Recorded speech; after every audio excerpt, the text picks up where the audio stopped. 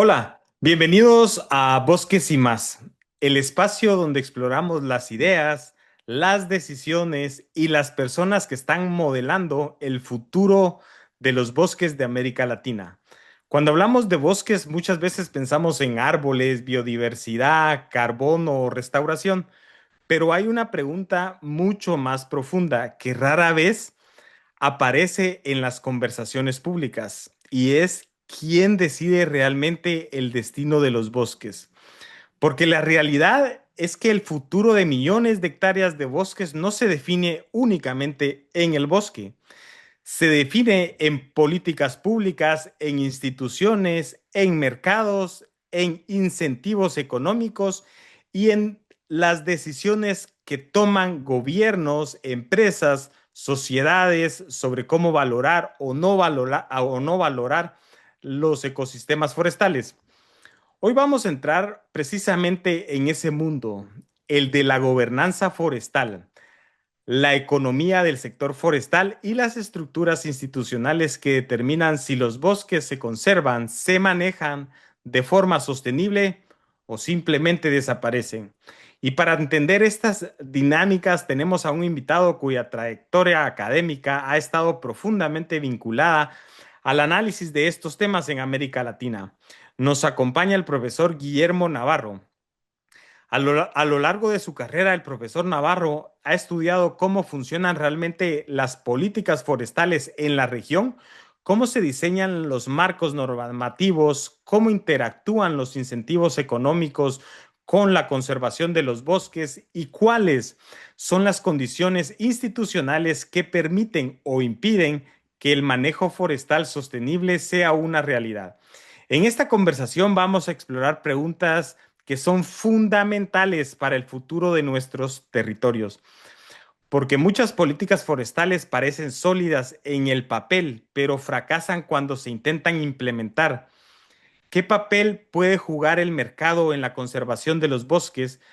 ¿Puede la ciencia realmente influir en las decisiones públicas sobre el manejo del territorio? Y mirando hacia el futuro, ¿qué tipo de liderazgo necesita América Latina para enfrentar los desafíos forestales en las próximas décadas? Esta y otras preguntas las vamos a responder en este episodio. Este episodio es una invitación a pensar los bosques más allá de la ecología, a entendernos o a entenderlos como sistemas, sistemas políticos, económicos y sociales, donde las decisiones humanas tienen un impacto profundo y duradero. Así que, si te interesa entender las fuerzas invisibles que determinan el destino de los bosques en nuestra región, quédate con nosotros y vamos al episodio. Profesor Guillermo, me gustaría comenzar por algo personal. ¿Cuál es su árbol favorito y por qué? Bueno, esa es una muy buena pregunta, Elvis. Uno cuando piensa en términos de árboles, la pregunta que a uno se le viene en mente es el gremio ecológico, ¿verdad? Porque también uno puede decir, bueno, quiero homologarme a una pionera, que es una especie muy agresiva, demandante de luz, pero que tiene muy corta vida. O quisiera ser más bien, me refleja más una especie de bosque clímax, que es un árbol que crece bajo la inclemencia de la sombra de otros árboles y poco a poco tiene que sobrevivir. Le, ha- le, ha- le, le va dando un poco de adversidad toda su vida hasta que espera que haya un claro, toma la oportunidad y se convierte en uno de los gigantes del bosque, ¿verdad?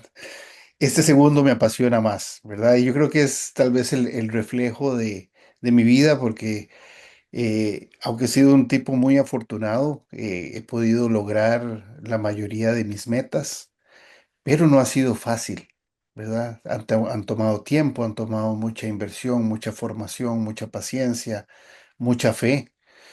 Entonces podríamos decir que me identifico con un árbol de bosque clímax. Y el que más me gusta es el Lecitis ampla.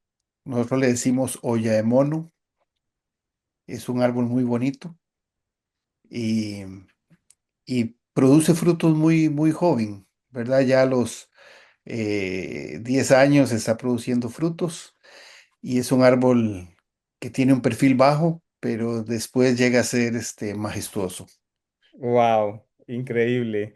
Em, Gracias por esa respuesta. Ahora, para que lo conozcan un poco más, profesor, hablemos un poco sobre su formación académica. Cuéntenos un poco, por favor. Bueno, empecemos desde el principio. Soy Guillermo Navarro Monge, soy costarricense, oriundo de Cartago. Ya desde muy temprano había decidido que mi carrera iba a ser o agronomía o biología o forestal, ¿verdad? Algo que tiene que ver con los bosques. Siempre fui un niño, un joven muy aventurero. Me gustaba el camping, me gustaba andar de cacería, todo lo que tenía que ver con la naturaleza. Entonces ya eso estaba muy definido.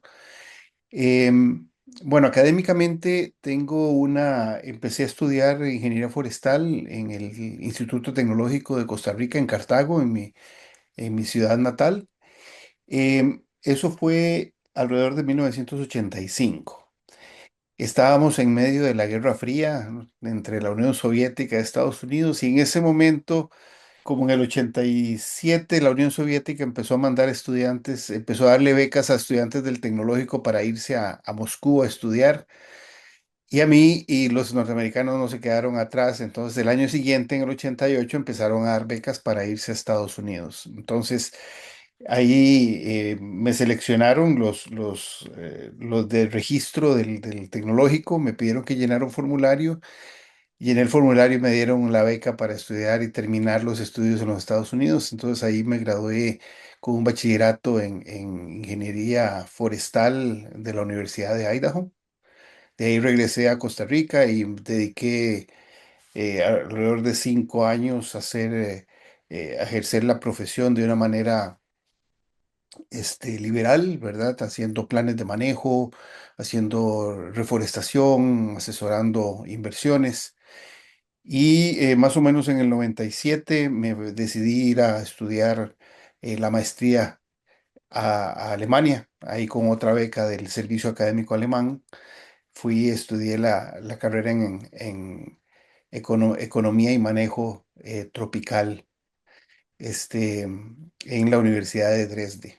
Ahí tuve una formación muy fuerte a nivel de ciencias sociales, incluyendo el tema de economía forestal. A raíz de eso, me ofrecieron quedarme en Alemania haciendo el doctorado en el tema de economía forestal y me quedé 3 años más. Entonces después vine y empecé mi trabajo como académico. Mi primer trabajo ya con mi doctorado fui este, profesor investigador en el CATIE, ¿verdad? En el Centro Agronómico Tropical de Investigación y Enseñanza. Y estuve vinculado en el CATIE más o menos unos 20 años, desde el 2002 hasta el 2022. Desde luego estuve entrando y saliendo de acuerdo a diferentes circunstancias y proyectos. Entonces, en el ámbito, digamos, de liderazgo académico, pude salir del CATI y fui decano de asuntos académicos de la Universidad Earth en Limón, Costa Rica. Pero también tuve la posibilidad de salir y fui, digamos, en el 2012, coordiné programas regionales de de la UICN como coordinador de la unidad de gobernanza y economía forestal, haciendo proyectos desde México hasta Panamá. Y después trabajé en el 2017, también salí de CATIE para ser parte de la FAO, coordinando un programa global de gobernanza forestal y legalidad forestal en 6 países de América Latina, ¿verdad? Guatemala, Honduras, Panamá, Colombia, Guyana y Perú. En el sector privado, básicamente me he desarrollado como consultor y asesor forestal. He trabajado para el Banco Mundial, para varias agencias de Naciones Unidas, GIZ. También he trabajado para diferentes empresas de inversión forestal en la región, ¿verdad? Con plantaciones forestales. Y después me vine ya, el 2024 me vine a trabajar con el Servicio Forestal de Texas A&M, y trabajé un tiempito con ellos y después me enrolé como científico forestal de Carbon Direct, ¿verdad? Que es una plataforma de advisory, ¿verdad? Ahí se me fue la palabra en español, a veces se me puede ir, digo, está uno aquí, estando acá en Texas, que le habla uno mucho Spanglish, así que me van a tener que disculpar, pero no es intencionado. Sí, entonces trabajo con esta empresa todo lo que es en revisión de proyectos de inversión forestal para proyectos de carbono en América Latina y trabajo principalmente revisando estos proyectos en México, en Colombia y en Brasil. Wow, Se es me, se me increíble. olvidaba algo que es importante para mí comentarle. Tal vez no es parte de mi profesión, pero sí lo complementa, ¿verdad? Mucho, que es mi rol como dueño de bosques, ¿verdad? Desde hace 24 años, conjuntamente con un socio, tengo una inversión forestal donde tengo plantaciones con especies nativas, plantaciones mixtas. Entonces lo que tratamos es de usar un enfoque cercano a la naturaleza y hemos tratado de desarrollar conceptos silviculturales. Entonces para mí ha sido este tema es muy importante porque ahí me permite mucho aterrizar eh, conceptos que podrían ser teóricos y desde luego ya usted se puede imaginar cómo se puede llevar eso en una realidad operativa y poder tener esa única perspectiva de entender los riesgos y oportunidades que enfrentan los dueños de bosque. Entonces, para mí es muy importante sopesar eso, ¿verdad? Que no solo uno ha trabajado en eso, sino que uno ha sufrido con su propio salario, invirtiendo, esperando. Entonces sé lo que es sembrar árboles, sé lo que es ralearlos, podarlos, aprovecharlos, venderlos y vivir sosteniblemente de esto también. Es increíble. Acá ya no aplicaría tanto eso de aprender haciendo. En su caso, más o menos sería aconsejar haciendo. Es genial. Em, Cuando mira su trayectoria, profesor, ¿qué momento marcó un punto de inflexión dentro de la carrera en el sector forestal latinoamericano? Eh, ¿Me preguntas por un punto de inflexión en mi carrera o en el o, Sí, sí. o a nivel del sector? ¿Qué No, punto para de inflexión? usted. Ajá. Para mí, definitivamente, el entrar al CATIE como académico me dio realmente una visión. Antes de eso había sido un forestal muy nacional, muy viendo las cosas de mi país. Em, el El entrar al CATIE me permitió conocer la región latinoamericana, entender los bosques, eh, hablar de otras especies forestales, de otros biomas forestales, entender la realidad ya no de mi país, que a veces puede ser un poco privilegiada, y entender los grandes retos que tienen las comunidades indígenas y las comunidades rurales de paisajes como allá en el Petén o los paisajes de Durango o Chihuahua, ¿verdad? Que esos bosques de pinos increíbles que tienen con tantos retos. Igual los, los bosques que están por allá, por la zona de Olancho, o todo lo que es la zona de la Mosquitia nicaragüense, o todo lo que es el Darién, ¿verdad? Son temas donde uno empieza a entender las diferentes realidades que, que tienen nuestras comunidades. Entonces también ir entendiendo los factores comunes, los factores que los diferencian. Eso empieza a generar muchos criterios. Y para mí siempre es muy importante tal vez decirle esto a la gente, de siempre tratar de pensar, actuar localmente, pero sí, no perder la visión global, la visión regional de la profesión, sobre todo nosotros los forestales que tenemos que trabajar con el bosque A veces Costa Rica, como sabes, es un país muy pequeño, entonces el paisaje pequeño te puede limitar. Entonces el poder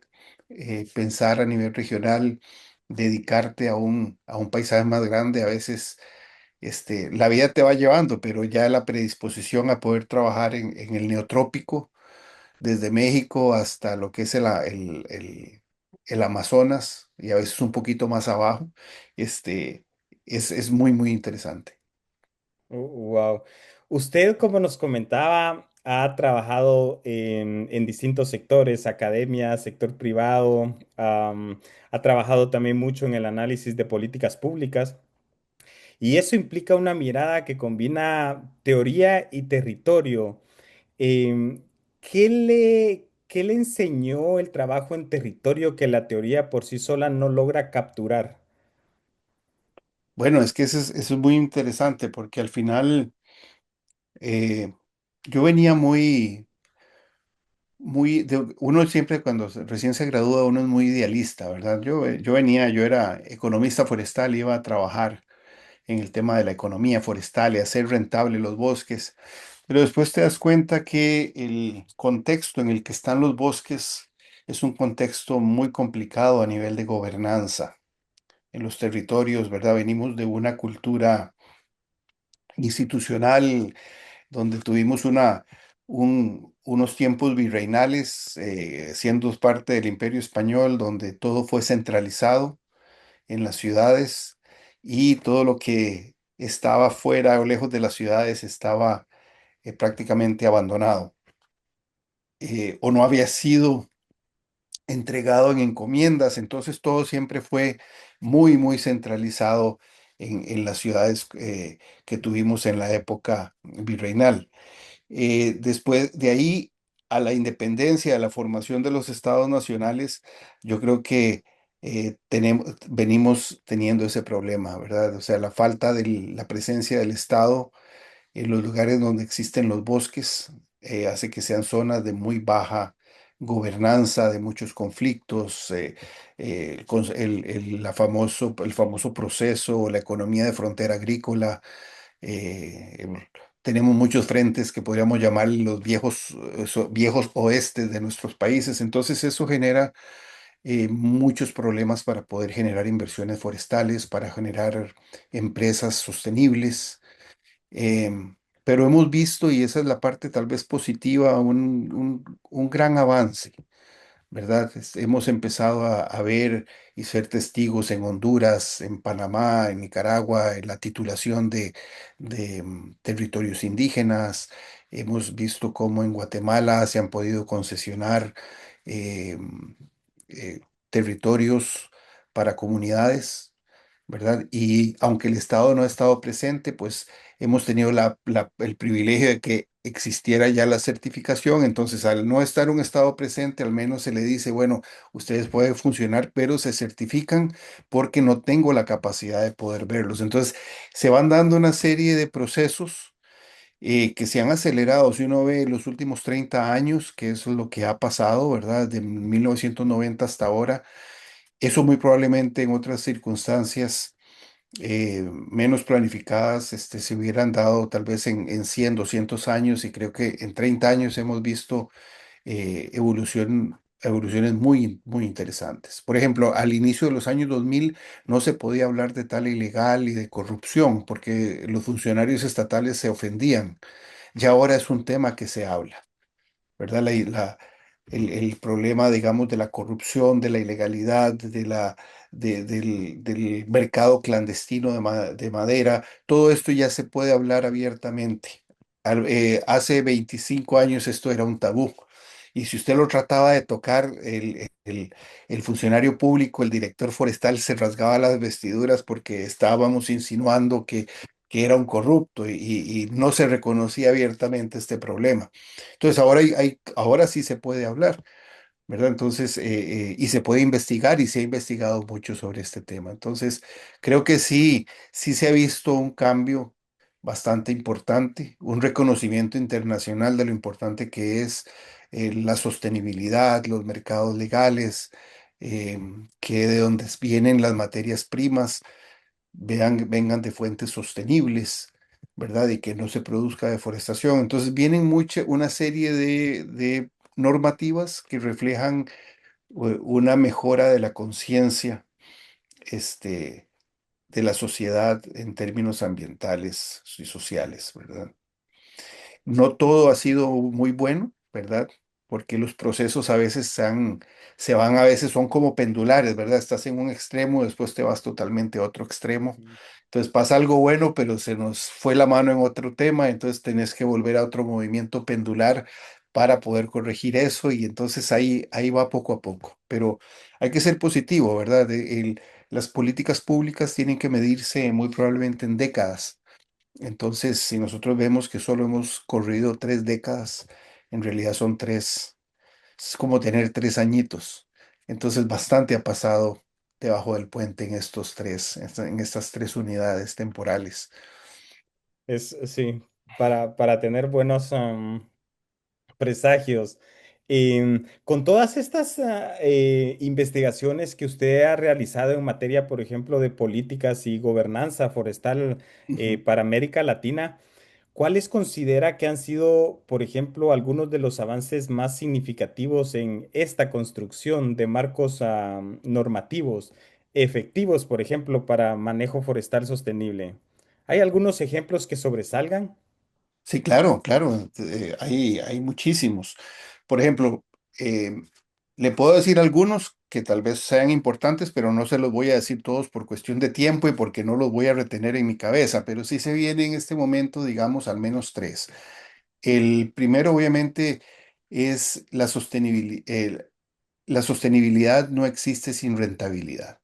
Eso es un tema que es claro, ¿verdad? Nadie puede ser sostenible sin ser rentable, ¿verdad? Entonces, aquí nos tenemos que ir como estamos en un ámbito donde no podemos funcionar sin una ley forestal, ¿verdad?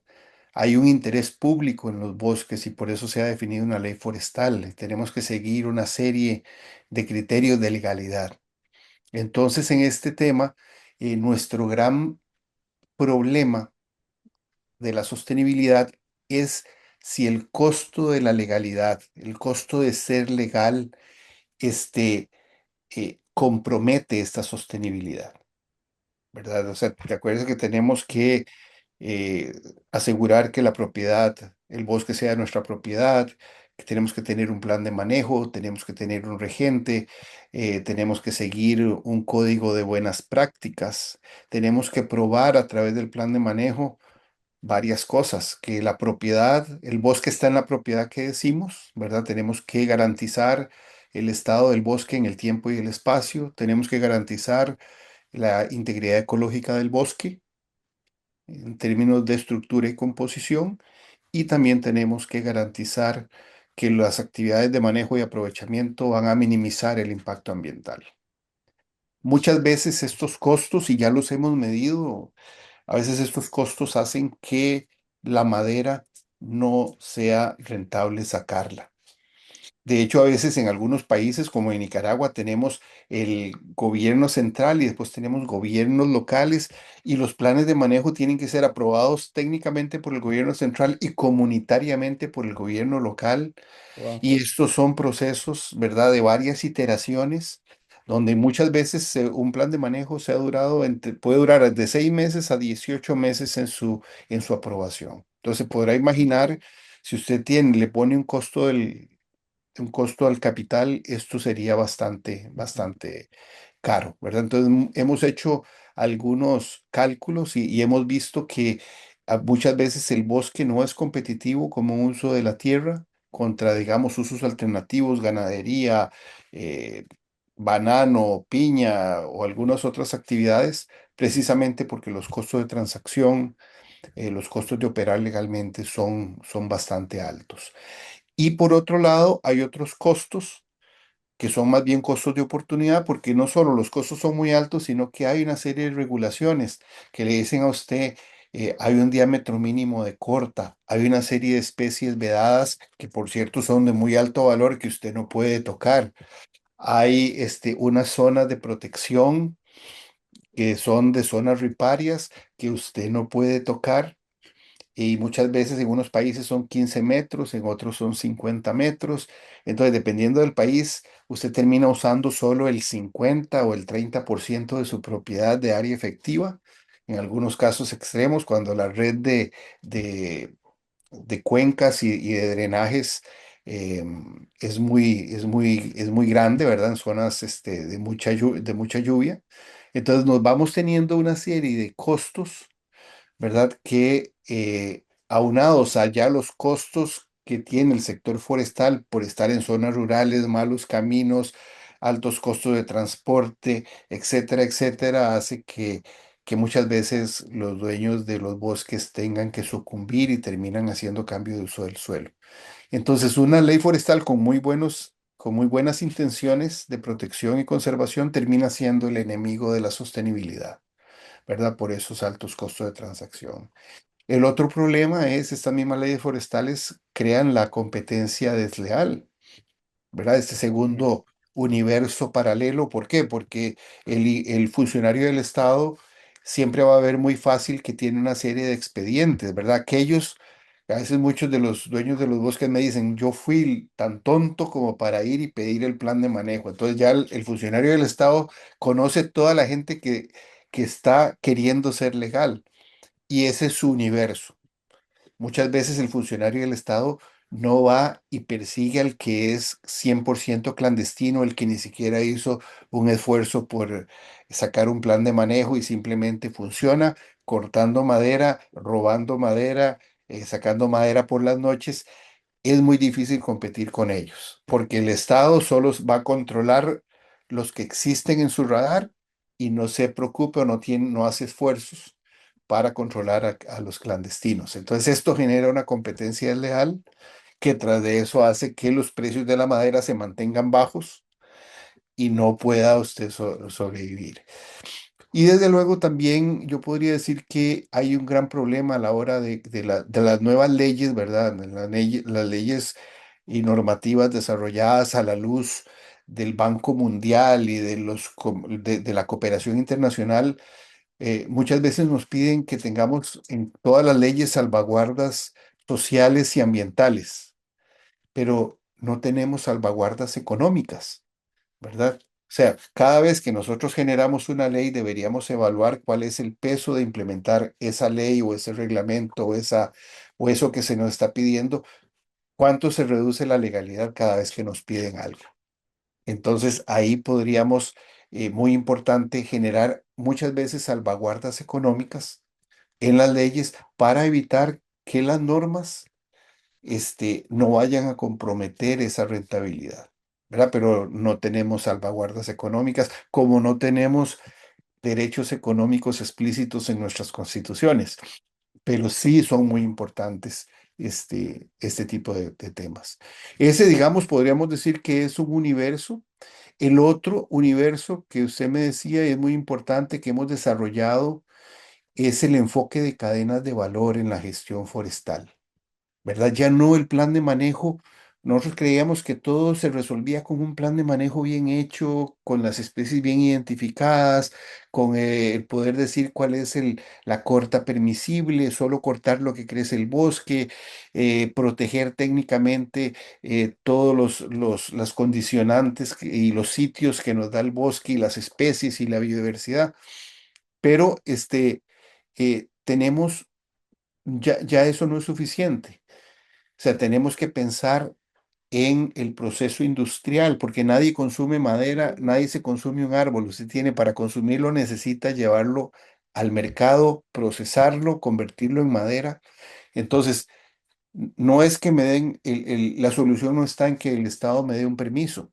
La solución está en que yo pueda unir y amarrar ese plan de manejo a una cadena de producción, ¿verdad? A una línea industrial y que esa línea industrial y ese cliente industrial yo lo pueda sostener en el tiempo para que ese flujo de madera me genere un flujo de ingresos que me permitan sostener el bosque en el tiempo, ¿verdad? Entonces necesitamos cambiar ese paradigma de solo ver el bosque, sino ahora ver el bosque y ver la cadena de valor y cómo se conecta a una economía local o global. Entonces ahí nosotros pues hemos tenido la posibilidad de muchos proyectos que tuvimos de ver esto en funcionamiento. Por ejemplo, en Nicaragua pudimos ver en la zona del León cómo agarrar gente que producía carbón de forma ilegal, conectarla con mercados, darle tecnología, hornos y aumentar sus ingresos en un 200%. Wow. Gente que ganaba $44 al día a que ganara $36 al día. ¿Verdad? Y vemos cómo el comportamiento de esa gente cambia, se mueven rápidamente hacia la legalidad, empiezan a reforestar sus fincas. ¿Por qué? Porque ahora lo más importante, cuando se tiene un mercado y se tiene un buen cliente, porque pudimos hacer que estos productores pudieran venderle carbón a Walmart y Walmart le estaba pagando un precio muy bueno a lo que tenían que vender ellos en las calles. Entonces mejoró su condición de producción, su condición de vida. Muchos de ellos nos decían, vea, yo siempre pasaba con mi familia y no podía entrar a esos lugares de McDonald's ni donde comía la gente y ya ahora nosotros podemos entrar ahí. ¿Verdad? Y ese tipo de testimonios donde vos ves que la gente en realidad da un salto cuántico hacia a poder vivir del bosque de una manera sostenible, de una manera legal, y empezás a ver cómo empieza a haber una vida, el desarrollo de una vida digna basado en el manejo del recurso natural. Así lo vimos en el tema, digamos, de las concesiones forestales del Petén, ¿verdad? Trajimos la empresa Gibson Guitar y Taylor Guitars a, a entenderse directamente con las comunidades. Y ellos, el que le compraba madera para vendérselo a Gibson Guitars, le pedía alta calidad. Y después cuando vino Gibson Guitar, veía madera en el suelo y le decía, pero eso que está ahí tirado en el suelo, nosotros lo podríamos comprar. A nosotros nos sirve. Y el intermediario les ponía normas de calidad que casi un montón de madera la tenían que dejar desperdiciada. Entonces, con este tipo de relaciones empezamos a generar mayor rendimiento de la madera, menos desperdicio. También les ayudamos para que con la tecnología no dejaran las ramas y muchas partes que dejaban botadas en el bosque. Con el flitching que llamamos, todo eso lo aprovechamos, se mejoró el rendimiento del aprovechamiento del volumen en el bosque en un 11% y el rendimiento y el aprovechamiento de un montón de madera que iba a ir al mercado local porque estaba siendo rechazada en el mercado internacional. Y con este tipo de conexiones del manejo forestal con con con los mercados, empezamos a ver mejor, mejores ingresos sin necesidad de intensificar el aprovechamiento de la sacada de madera. Bueno, entonces, ahí es muy importante que los forestales dejemos esa mirada tan reducida que a veces nos enseñan en las universidades y empecemos a entender el negocio. Un ojo lo tenemos que tener en el bosque y otro ojo lo tenemos que tener en las instituciones de mercado y en las instituciones políticas, porque tenemos que cumplir con las leyes de legalidad. Pero es muy importante que tengamos los dos ojos bien abiertos y bien focalizados. Sí, esto último es por lo menos en el caso de los países a los que he tenido la oportunidad de conocer en temas forestales. Es increíble cómo un forestal en la mayoría de los casos exclusivamente ve temas directamente del árbol. O sea, tiene todo ahí, los ojos, los pies, los brazos, pero no amplía esto que usted nos comentaba que es tan importante. Es ¿Ya? increíble. Y esto es un idioma que tenemos que aprender a hablar, ¿verdad? El idioma empresarial, poner el sector forestal en el negocio. ¿Verdad? Es como que te enseñen en una facultad de arquitectura a hacer edificios y que te preocupe el edificio, ¿no? El edificio está metido en un negocio, en una inversión. Tiene que entender la inversión. Tiene que ir más allá de solo ver las formas arquitectónicas y el material y lo que usted quiere expresar. No, en qué negocio está metido el negocio de la construcción. Igual, o sea, cuál es el negocio, cuál es la economía del manejo de los bosques. Y es muy importante porque tenemos que ayudar a contestar muchas preguntas que los industriales y los dueños de bosque tienen. Y muchos de ellos no son preguntas o problemas relacionados con el área basal ni con el corta permisibles. Tiene que ver con cómo cumplir con un pedido a tiempo, ¿verdad? Y a veces nosotros estamos pensando que si no se hace hoy, se hace mañana y se hace la otra semana. Ellos están apurados por cumplir con un pedido, con cómo resolver los problemas de legalidad, los problemas de logística, y nosotros tenemos que ser parte de esa cadena de soluciones. Si no, no vamos a tener la pertinencia social que nuestra profesión debe tener, ¿verdad? Y ahí es donde tal vez el llamado es ese tema. ¿Verdad? Pero en el campo, usted me preguntaba por el campo de las políticas, y sí, nosotros tenemos que ayudar no solo a ese empresario, sino a los tomadores de decisiones a nivel político. Por ejemplo, nosotros en todos los países de Centroamérica, curiosamente, tenemos un factor común, ¿verdad? Tenemos una gobernanza bipolar. ¿Verdad? Por un lado, se nos ha vendido que el bosque o los dueños de bosque vamos a tener que vender servicios de turismo, servicios ambientales. Ahora está el pago de servicio ambiental en muchos países. Y por otro lado, el mismo Estado que nos está dando pago de servicios ambientales, por otro lado, nos está poniendo regulaciones y trabas al manejo forestal, vedas administrativas y todas estas regulaciones de las que hablábamos antes. Entonces, esto hace que el valor del bosque a nivel industrial, a nivel para producir bienes, se reduzca y vaya quedando un bosque solo para servicios. Esto a nivel de economía nacional es un problema. ¿Por qué? Porque no podemos producir nuestros materiales, tenemos que importarlos.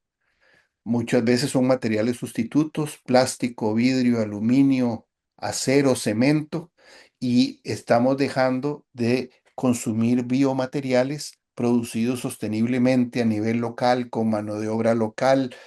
Eso lo estamos destruyendo.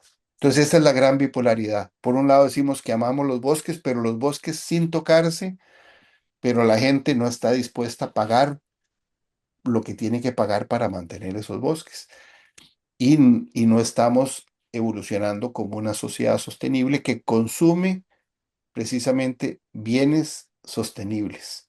Y la madera es el bien más sostenible.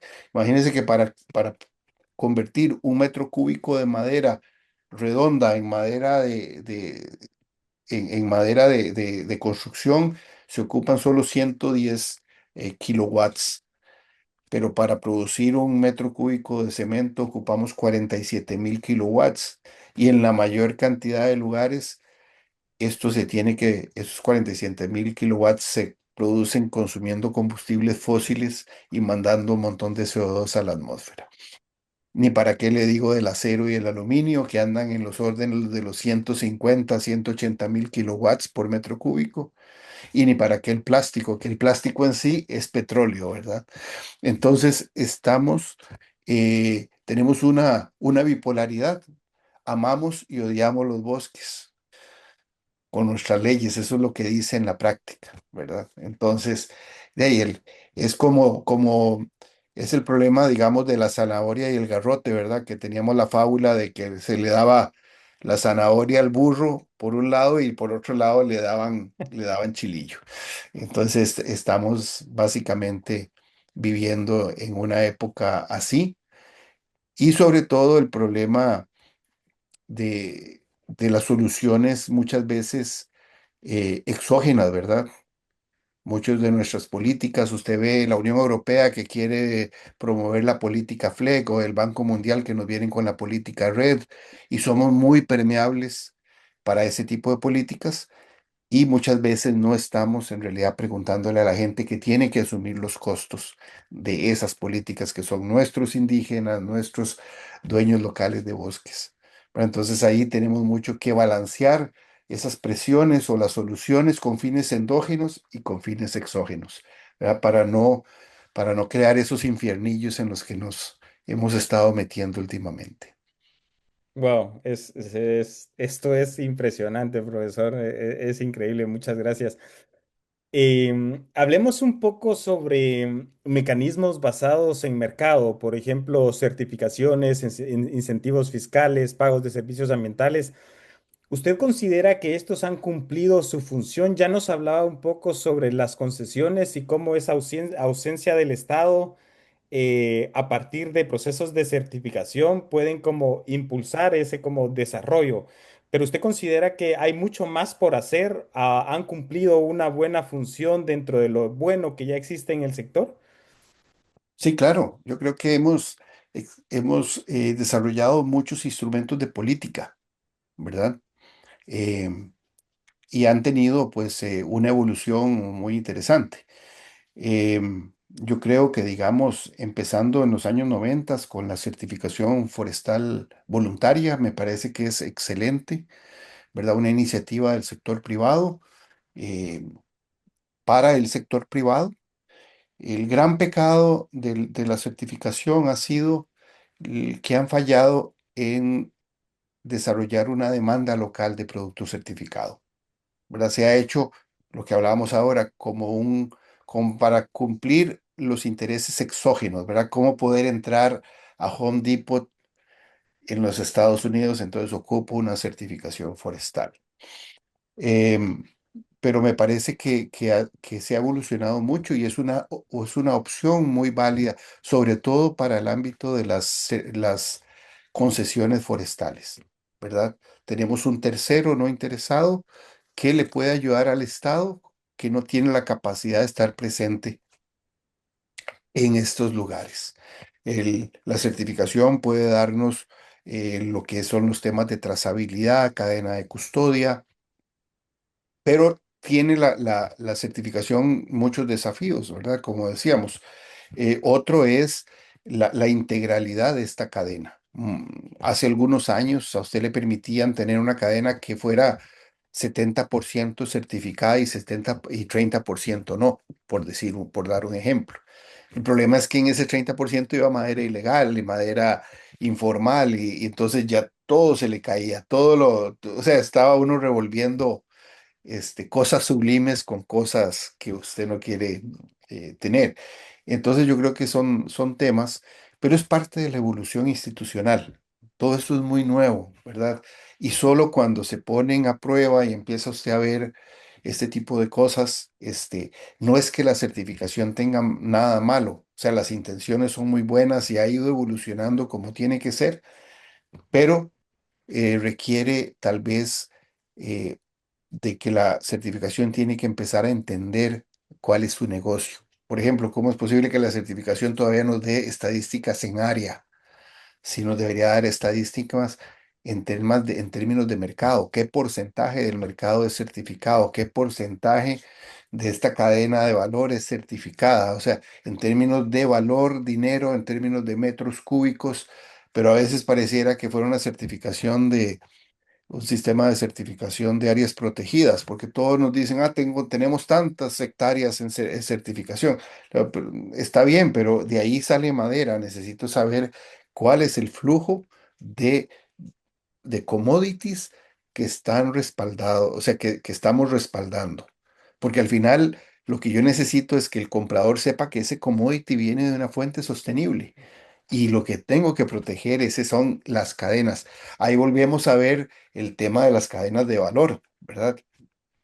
Eso muestra el paradigma de por qué solo veíamos el bosque y el área del bosque y no veíamos el negocio. Eso es parte de lo que creo que la certificación forestal tiene que abrazar este nuevo paradigma. No puede seguir viendo el bosque y las hectáreas y tiene que ver el, el contexto, el mercado y la institucionalidad para la cual está sirviendo. Entonces ahí yo creo que es parte, digamos, de lo que ha venido. El tema de los pagos de servicios ambientales me parece que es un tema muy, muy interesante, pero obviamente necesitamos, igual, no podemos seguir midiéndolos en hectáreas, tenemos que medirlos con criterios de performance, ¿verdad? Si pagamos biodiversidad, tenemos que mejorar el índice de Shannon.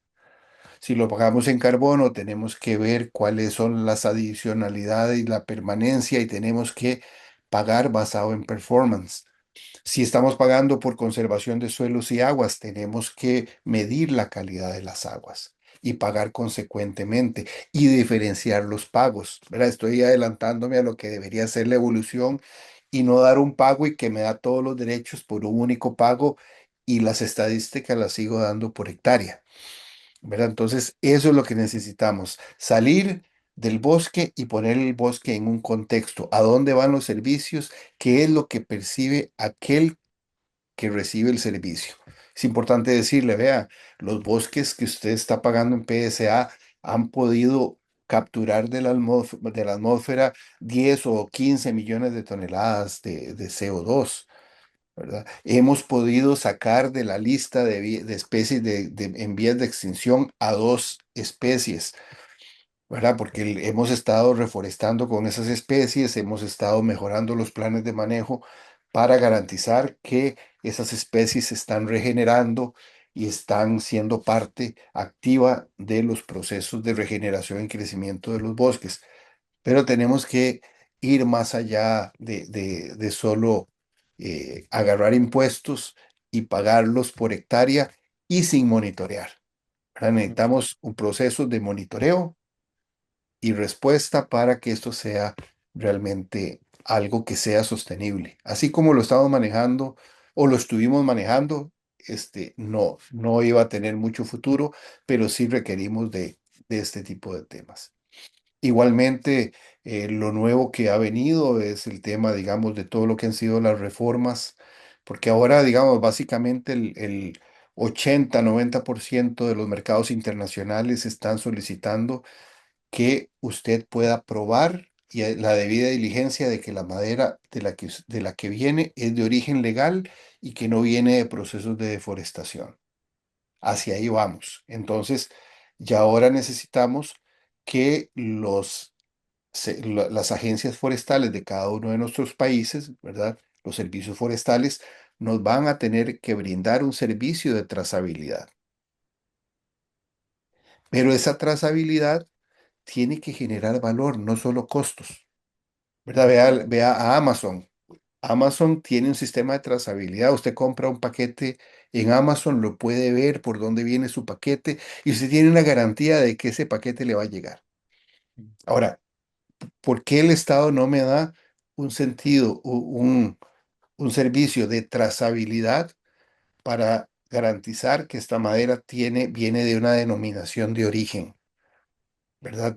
Que genere valor, que la madera que viene de aquí tiene una institucionalidad que respalda y que garantiza que es legal, que es sostenible y que tiene algunos aspectos de denominación de origen que me dé valor a la madera, no que sea un costo y donde yo tenga que arrugar la cara, sino bueno, esa madera tiene papeles de Costa Rica, vale tanto y se va a empezar a reflejar porque podemos garantizar que esa madera está siendo manejada, que no hay peligro de extinción, no se está dañando comunidades rurales.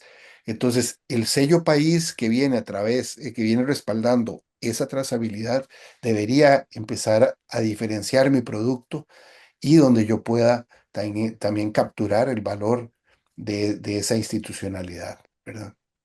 Wow. ¿Puede entonces el mercado salvar los bosques o el mercado necesita como límites más claros, se podría decir, para no destruirlos? ¿Cómo encontramos ese equilibrio? Qué buena pregunta, Elvis. Yo creo que el mercado no es nada ideológico, es un mecanismo que si usted lo ve en la historia, ¿verdad? Desde Roma, desde los fenicios, o sea, el mercado ha estado ahí. El mercado funciona como un mecanismo de reciprocidad. Es una institución de paz, ¿verdad? Lo alternativo al mercado siempre fueron las conquistas y las guerras de control, ¿verdad? De un imperio sobre otro para poder hacerse de los recursos naturales. El comercio, el mercado y el comercio son instituciones de paz.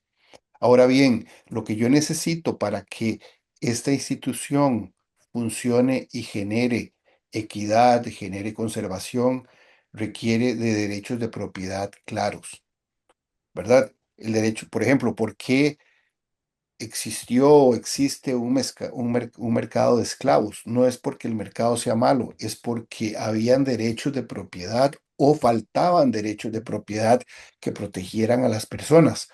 Por eso ahora las constituciones de nuestros países nos garantizan la libertad y la vida, ¿verdad? Entonces, por eso ya ahora no hay esos mercados igual la madera. Entonces, la madera tiene que funcionar, tenemos que desarrollar los derechos de propiedad de la madera, qué se puede llevar al mercado y en qué condiciones tienen que estar esos derechos de propiedad y de uso bien claros, ¿verdad? Y el Mm, mercado sí va a proteger. ¿Por qué es que el mercado sí protege, digamos, el ganado? Entre más carne comemos, los productores de ganado invierten en mejores reses, en mejor calidad. O sea, nunca hemos visto que el mercado haya amenazado con con la extinción del ganado o el ujú. mercado nunca ha amenazado con la extinción del café, ¿verdad? A menos que la sociedad diga no estoy consumiendo y el precio cae por X o Y razón, pero el mercado debería este, funcionar. ¿Qué es lo que pasa? La ley forestal, cuando se aplica de una manera inadecuada, puede estar reflejando la creación de un mercado clandestino. Y ese mercado clandestino, más bien, es el que empieza a generar dinero porque el mercado legal no puede, por los altos costos de transacción, hace que no sea una actividad rentable. Entonces necesitamos ver qué es lo que pasa. Si la gente quiere madera y no está dispuesta a pagar el precio que tendrían que tener la madera legal porque los costos son muy altos de producción y tengo una forma de acceder a madera de una manera más fácil. Entonces, sí es una llamada de atención. Claro, a todo el mundo nos gusta ser legal, pero necesitamos que el Estado nos pida el mínimo necesario para esa legalidad y que esos costos no sean muy altos. ¿Verdad? Ya hemos visto muchos esfuerzos, por ejemplo, la creación de los regentes, los procesos de descentralización y desconcentración de la Administración Forestal del Estado, la delegación, ¿verdad? En Guatemala se delegó en la certificación forestal la función de verificación y control del manejo. Sí tenemos muchos ejemplos de que sí se puede reducir estos costos de acceso a la legalidad. Y yo creo que hemos estado trabajando con esto. Las autoridades forestales, muchas de ellas ya son muy conscientes, pero tenemos un problema. ¿Cuánto cuesta hacer una ley forestal en temas de dinero y tiempo? Es una empresa que muchas veces no dura menos de 10 años, ¿verdad? Desde su concepto, su discusión, muchas veces necesita de uno o dos gobiernos. El poder alinear un gobierno con el consecutivo y que vaya a darle esa continuidad son otros temas. Entonces, sí, no es un tema fácil, pero yo creo que hay una conciencia en el sector de que sí se requiere que la sostenibilidad sea rentable y que tenga bajos costos de transacción, que se reconozcan los diferentes servicios que producen los bosques, crear derechos de propiedad privada, ¿verdad? El carbono, hemos podido diseñar leyes donde ya podemos decidir cuál carbono puede ser privado para poder llevarlo al mercado. Entonces sí, hemos evolucionado bastante y cada vez los forestales vamos siendo más politólogos, más entendiendo todas estas relaciones de gobernanza, ¿verdad? Porque entonces estamos entendiendo el bosque. El problema no son los bosques, el problema son los seres humanos y los sistemas en que vivimos, tanto, ¿verdad? De gobernanza política como de gobernanza de mercado. Esos dos grandes ambientes tenemos los forestales que manejarlos si queremos proteger los bosques. Tenemos que saber navegar los mares políticos y los mares de mercado. Sí. ¿Qué, digamos, justamente con esto que les mencionaba, qué tipo entonces de liderazgo necesita actualmente el sector forestal para como dar ese siguiente paso en evolución a un liderazgo más justamente político, un liderazgo más económico, un interdisciplinario, por ejemplo. Sí, yo creo que es un tema, como en toda sociedad, somos una sociedad de especialistas y ocupamos liderazgos en todos los ámbitos de una sociedad con este nivel de sofisticación, ¿verdad? Ocupamos tomadores de decisiones políticos que entiendan cómo se manejan los recursos naturales de un país, eh, cómo, cuál es el rol de un Estado en crear condiciones habilitadoras, definir derechos de propiedad claros, y un funcionamiento de las instituciones que sean con bajos costos de transacción. Este, requerimos em, más empresarios en las diferentes eslabones de la cadena de valor, ¿verdad? Ocupamos una buena empresarialidad de los bosques, pero también una empresarialidad de las empresas de aprovechamiento de servicios profesionales y técnicos, de los diferentes núcleos industriales por los que tiene que pasar la madera y desde luego el marketing y el consumo de esos productos de madera. Por otro lado, necesitamos también que hayan condiciones habilitadoras y que permitan la innovación. ¿Verdad? No todo puede estar tan regulado de que no podamos innovar.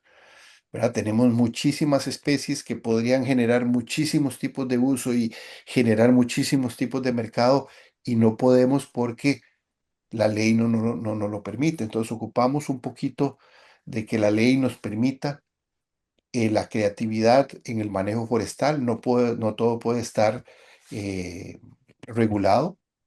También ocupamos un rol de la academia, una academia un poquito más despierta, ¿verdad? Necesitamos una academia que nos esté probando herramientas digitales y, inteligencia artificial, sensores remotos, nuevas formas de hacer gasometría, la medición de los bosques, poder hacer los inventarios.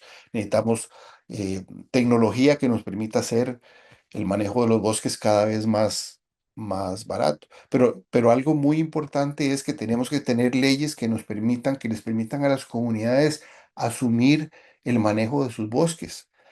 ¿Qué pasa cuando una ley dice usted no puede tocar su bosque hasta que contrate un ingeniero forestal?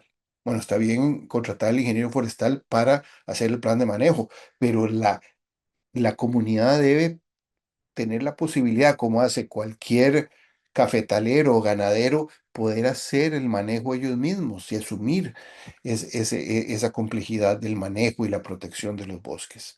¿Verdad? Entonces, esos son, digamos, los diferentes paradigmas que los diferentes actores del sector forestal, tanto políticos como empresarios, necesitamos generar. eh, Obviamente tecnificar esto. No podemos, ya pasamos dos décadas donde los proyectos de desarrollo lo que hacen es promover aserraderitos Wood-Miser.